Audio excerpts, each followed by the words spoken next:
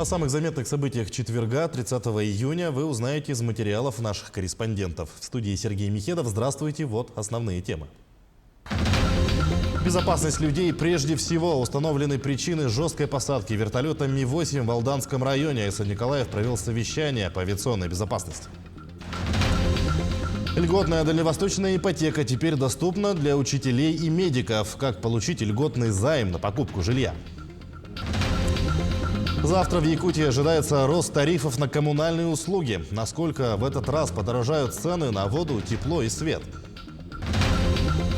Завершился второй день музыкального конкурса юных исполнителей «Розовая чайка». Чем удивили музыканты сегодня?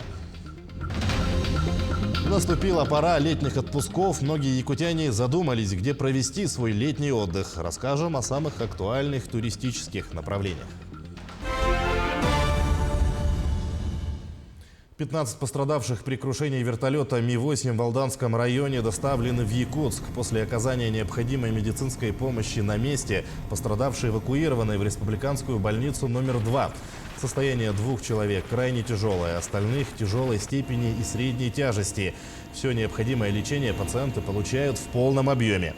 Напомним, на борту Ми-8 находились 3 члена экипажа полярных авиалиний и 20 сотрудников авиалесоохраны. Что касается причин жесткой посадки в Алданском районе, то по предварительным данным вертолет Ми-8 работал на тушение лесных пожаров и зацепил дерево. Как отмечается, все 3 авиапроисшествия за последние 10 дней на территории республики разные, и каждый случай нужно разбирать по отдельности. И здесь преждевременно говорить о какой-то закономерности. Версии до итогов расследования комиссии у нас нету. В субботу у нас прибывает назначена комиссия Межгосударственного авиационного комитета. Прибывают члены комиссии с Москвы. Участие принимают также специалисты нашего управления. В установленный срок, в течение 30 дней, будем завершать расследование. При необходимости дополнительных проверок деталей двигателей и анализов, то придется нам, возможно, продлить. Но основной срок у нас 30 дней. Через 30 дней будут все результаты. Также продолжаются поиски самолета Ан-2, пропавшего в Якутии. Об этом сообщил начальник Главного управления МЧС России по республике Павел Гарин. Напомним, 21 июня в МЧС поступила информация, что самолет Ан-2 вылетел с местности Усть-Хатын на месторождение «Вертикаль» в Кобейском районе и должен был произвести посадку в 21 час, но пропал с радаров. Немедленно было организовано межведомственное взаимодействие, создан оперативный штаб. С 21 июня продолжаются поисково-спасательные работы с использованием 3 воздушных судов. В настоящее время определен радиус поиска, определены квадраты поиска. Общая площадь поисковых работ составляет более 22 тысяч квадратных километров. На сегодняшний день обследовано 17 400 квадратных километров, это 62% от общей площади. Работы в настоящее время продолжаются. Сейчас в поисковых мероприятиях привлечено 2 воздушных судна. Это Ми-8 полярных авиалиний и Ми-8 МЧС России со спасателями на борту. Также привлекаются медики-специалисты РЦМК для оказания помощи. Организовано взаимодействие с органами местного самоуправления. Наземные поисковые мероприятия также проводятся. Ну и на сегодняшний день работа штаба, межведомственного штаба продолжается, поисковые мероприятия будут продолжаться. Безопасность людей прежде всего. Пострадавшим в авиапроисшествиях должна быть оказана вся необходимая медицинская помощь. А при совершении полетов, в том числе при тушении лесных пожаров, в приоритете должны быть жизнь и здоровье людей, заявил глава республики. АЭС Николаев провел совещание по вопросу безопасности полетов. Глава региона выслушал руководителей республиканских ведомств и авиапредприятий по 3 происшествиям за последние дни, а также поставил перед ними ряд задач. Первое, на что обратил внимание глава, это медицинская помощь пострадавшим. На сегодняшний день в Якутии работают 260 парашютистов-десантников авиалесоохраны. Накануне из дальневосточной авиабазы Хабаровска прибыли 47 человек. Они работают в Тампонском районе, их доставляют на вертолетах на места тушения пожаров. 60 человек из Приморской авиабазы направлены в Усть-Майский район. Правительство республики ведет переговоры, чтобы привлечь к тушению пожаров 2 самолета Би-200 и вертолет Ми-26. В первых числах июля прибудут 50 огнеборцев из Бурятии. В ближайшие дни также приедут 50 бойцов из Читы. Между тем, сотрудники регионального управления МЧС России проверили 475 населенных пунктов, примыкающих к лесным массивам. В более 280 из них выявлены порядка 1000 нарушений требований пожарной безопасности. Таким образом, на особом контроле Главного управления остается почти 250 населенных пунктов, примыкающих к лесным массивам. Основными нарушениями остаются неорганизованное обустройство и очистка минерализованных полос, несоблюдение противопожарного расстояния до лесного массива, а также не произведена очистка от порубочных остатков. Напомним, что с 28 июня на всей территории Якутии действует режим чрезвычайной ситуации в лесах регионального характера. К другим темам правительство России распространило действие дальневосточной ипотеки на работников медицинских и образовательных организаций. Взять кредит по ставке до 2% на строительство или покупку жилья смогут врачи и педагоги, которые проработали по своим специальностям не менее 5 лет на территории Дальнего Востока. Подробнее расскажет Светлана Амосова. Полина Кантагорова работает в сфере образования уже больше 10 лет. В Якутск приехала из Сунтарского района. Решила незамедлительно изучить рынок недвижимости и взять дальневосточную ипотеку. Конечно, очень хорошая программа вышла. Мы многодетная семья из Сунтарского Луса. И получилось так, что мы хотим приобрести двухкомнатную квартиру и пришли на консультацию. Теперь воспользоваться программой дальневосточной ипотеки могут и работники из сфер образования и здравоохранения. Стаж может быть прерывным, но не менее 5 лет в государственных или муниципальных бюджетных учреждениях по специальности. Главное, на момент заключения договора клиент должен быть трудоустроен. Мы, как Республиканский банк, начали принимать заявки одними из первых на всей территории Республики Саха-Якутия. Заявок поступает очень много. На текущий момент уже подано более 50 заявок за первый день. Это только начало. Возраст и семейное положение не учитываются при оформлении ипотеки. Максимальная сумма кредита – 6 миллионов рублей. Срок до 20 лет. Первоначальный взнос – 15% от стоимости жилья.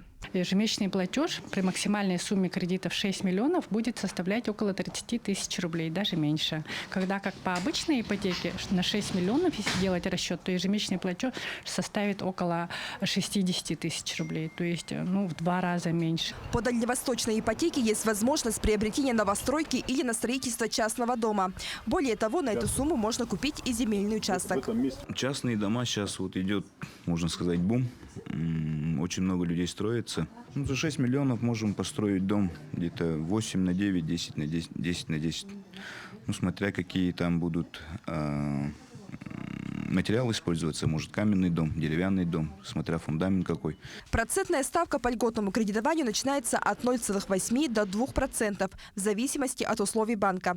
При этом взять займ можно только один раз. Программа дальневосточной ипотеки будет действовать до 31 декабря 2024 года. Светлана Амосова, Степан Атастыров, Якутск.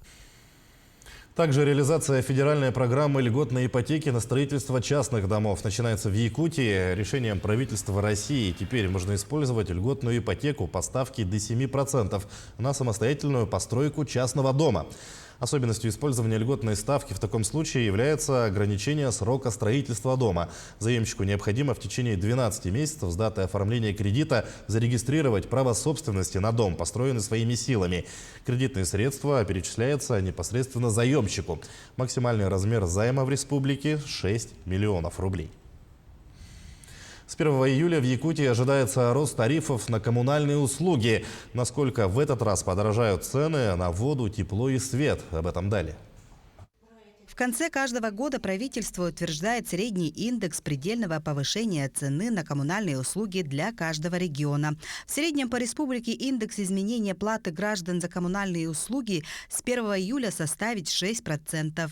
Предельно допустимое отклонение по отдельным муниципальным образованиям республики составляет 2,4%. Таким образом, максимальный индекс изменения платы граждан за коммунальные услуги с 1 июля в республике не будет превышать 8,4%. Тарифы на природный газ утверждаются после того, как Федеральная антимонопольная служба установит оптовые цены. И сейчас в прогнозном варианте рост цен для населения значит, на уровне 8,8%. В республике приняты меры социальной поддержки граждан по оплате коммунальных услуг. Для всех граждан, у которых даже по льготным тарифам расходы на оплату услуг ЖКХ занимают в доходах 15% и более. А для малообеспеченных семей от 0 до 15% предусмотрены адресные субсидии, тогда как по российскому стандарту этот уровень составляет 22%. Заявитель должен быть собственником или нанимателем жилого помещения, быть зарегистрирован в нем. Заявление можете подать через портал госуслуг или в офисах «Мои документы». Перечень документов – это паспорта обязательно всех проживающих по данному адресу, свидетельство о рождении детей, ИНН, СНИЛС. А что думают жители Якутска о повышении роста тарифов на оплату коммунальных услуг? Ну, конечно, все вовремя платить надо, но то, что каждый год повышается, не знаю на каком основании, но вовремя платите и все. Я во всем не согласен. С повышением тарифов? На повышение тарифов. Сейчас в последнее время все время повышается и повышается. В любом случае, это же не зависит от нас. То есть поставщик всегда говорит о том, что цены на это поднимаются, потому что поднимаются цены на другое, на третье. Поэтому тут я ничего не могу сказать, это как стихийное бедствие. Стоит отметить, что в связи с ростом тарифов на коммунальные услуги должникам по ЖКХ лучше всего следует оплатить долги до повышения цен. Анна Васильева, Виктор Дичковский, Якутск. Почти 500 муниципальных выборов пройдут в единый день голосования 11 сентября. По информации Центра избиркома Якутии, выборы будут проводиться в 302 муниципальных образованиях региона. Якутяне выберут 9 глав районов, в 6 районах проголосуют за депутатов представительных органов. Помимо кампаний районного уровня состоятся 466 избирательных кампаний на уровне поселений. Выберут 190 глав, в том числе 14 глав районных центров. Всего будут избраны более 2700 депутатов. Выездное совещание о реализации нацпроекта «Безопасные и качественные дороги» провел премьер Андрей Тарасенко. Председатель правительства проверил ход работ на участках проспекта Ленина и улицы Каландрашвили. Как отметили представители столичного главстроя и подрядных организаций, все запланированные работы, несмотря на возникающие проблемные моменты с ресурсоснабжающими организациями, идут в соответствии с графиком. Так, укладка асфальта на участках проспекта Ленина начнется в августе текущего года, а озеленение весной следующего. Сегодня наконец-таки научились работать. Смотрю, все огорожено, все нормально сделано. Потому что первые шаги, которые были по вскрытию проспекта Ленина, в ужас многих привело, и такой коллапс был.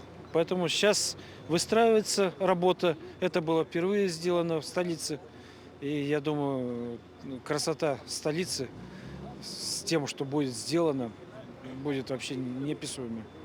Поэтому я считаю, что сегодня все работы в срок идут, все нюансы, которые есть по изменению цены контракта, части подрядчиков, части всяких тех подсоединений, все вроде бы укладывается в наши лимиты, которые мы запланировали.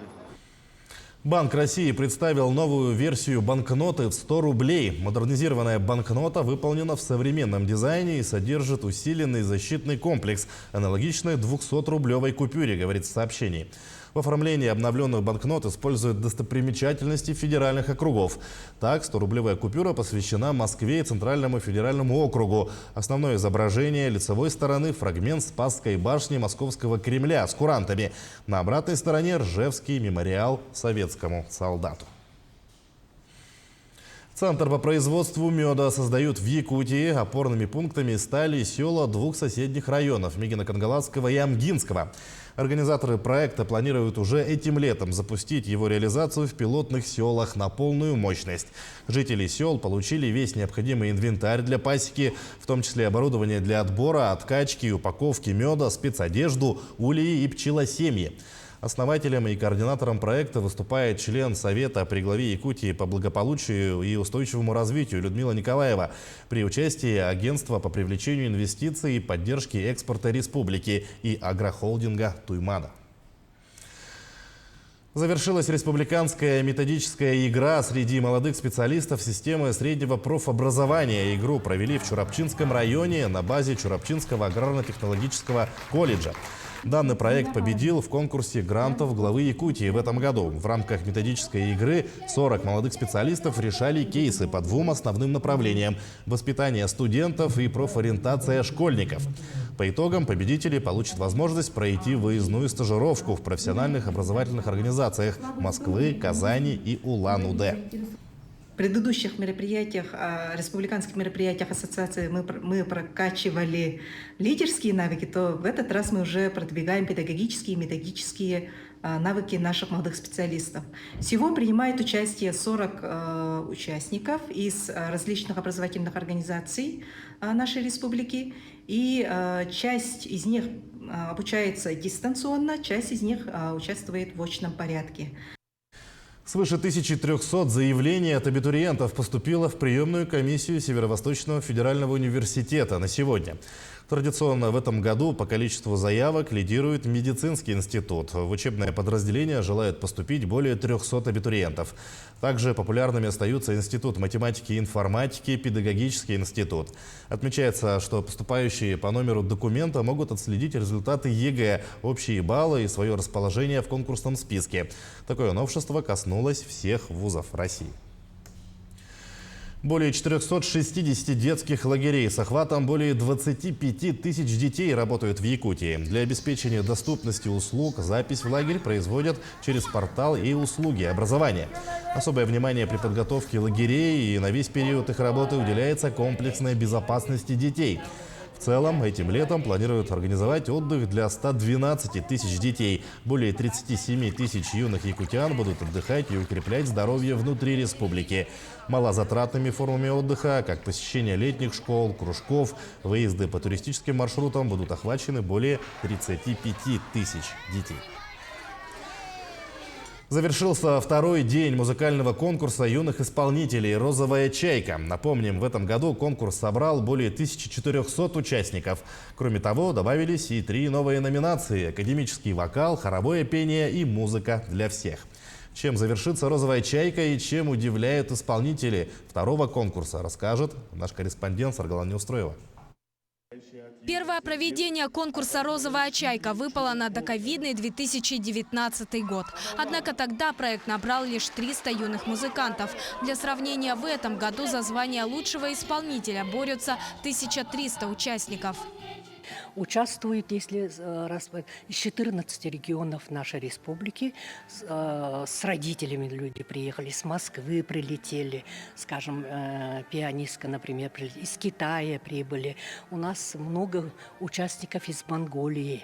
И в этом году у нас всего было несколько номинаций, но в этом году аж 8 номинаций. Так, к примеру, прибавились 3 новые номинации – академический вокал, хоровое пение и музыка для всех. По словам организаторов конкурса, расширяя программу проекта, они способствуют развитию разным музыкальным направлениям во всей республике. Мы хотим, чтобы в республике было развито духовые оркестры. В каждой школе, хотя бы каждый улус имел свой духовой оркестр.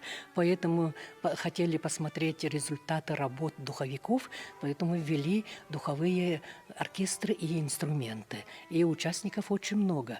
Однако, несмотря на большое количество новых музыкантов, некоторые из конкурсантов уже участвовали в конкурсе в 2019 году. За прошедшие несколько лет эти дети набрались опыта. Тем не менее, на качество выступления могут повлиять даже незначительные моменты. У меня рука в конце последнего произведения устала. Так, в принципе, более-менее, да. Выступление 6 из 10 или 7 из 10, а так во второй тур, возможно, да, пройду. Было волнение, всегда так бывает, каждый раз. И после первого сыгранного произведения у меня рука зажалась. Из-за этого пошло не очень хорошо. Результаты первого тура конкурса станут известны 30 июня. Те, кто пройдет дальше, смогут побороться за возможность выступления на гала-концерте лауреатов и дипломантов конкурса. Однако главная цель «Розовой чайки» – это обмен опытом между исполнителями и их педагогами, а также творческая самореализация. Саргалана Неустроева, Артем Алексеев, Якутск. Далее о спорте. Подвели итоги 4-го чемпионата мира по масс-рестлингу. Напомним, турнир провели в Якутии. Спортсмены 42 государств приехали в Якутск, чтобы побороться за медали и звание лучшего масс-рестлера в мире. Безусловными фаворитами на чемпионате была сборная России. За 2 насыщенных дня сборная нашей страны завоевала 14 медалей. 11 золотых, 1 серебро и 2 бронзы. На втором месте завершила турнир команда Киргизии. 3-е место досталось команде Пакистана. Все спортсмены подготовились на высшем уровне. Чемпионат мира по масс-рестлингу прошел в высоком организационном уровне. И нас радует, что переехали более 40 стран. И, конечно, на всем очень сложное время, наперекор всем санкциям, все-таки участие приняли почти со всего континента. Это очень нас радует. И то, что каждым годом переводят наши соперники, зарубежные страны, это тоже радует. В Тыве завершился чемпионат России по вольной борьбе в конкурентных схватках. Бронзовые медали чемпионата завоевали Виктор Рассадин в весовой категории до 70 килограммов и Айхан Антонов в весовой категории до 65 килограммов. Перед поездкой на чемпионат страны сборная Якутии провела серьезную подготовку. Сборы проходили в Алдане на горнолыжной базе и в Якутске на площадке Центра спортивной подготовки «Триумф».